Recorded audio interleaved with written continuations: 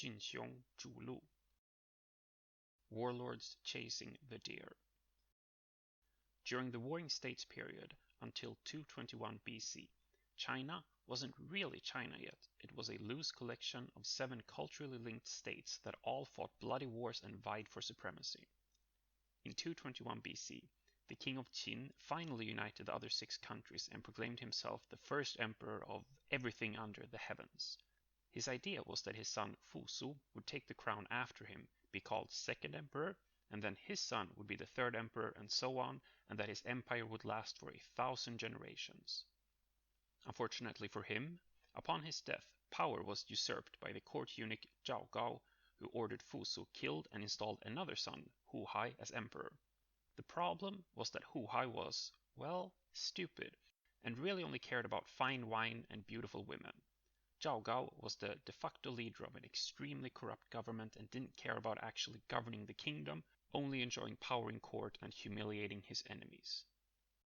Already in Hu Hai's first regnal year in 209 BC, a massive peasant rebellion led by the 2 men Chen Sheng and Wu Guang shook the empire to its foundations.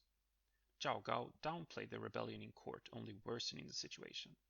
The rebellion was finally put down a few months later, but it had served to inspire a wave of rebellions throughout the entire country. In 207 BC, 2 years later, the rebels, now highly organized with governments of their own based in large part on the previous 6 countries that had been conquered by the first emperor, captured the Qin capital Xianyang. Hu Hai and Zhao Gao had both been killed.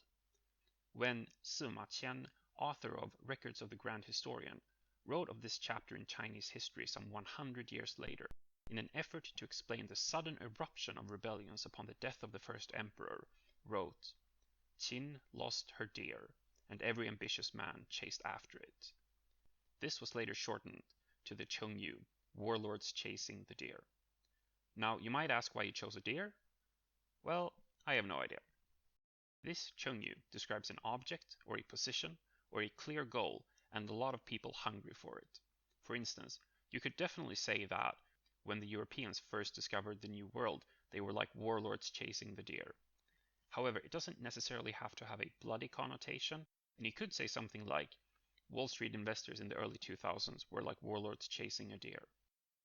The Chengyu could even have a positive connotation, like when the World Cup begins in 2022, you could say that all the countries of the world are like warlords chasing the deer.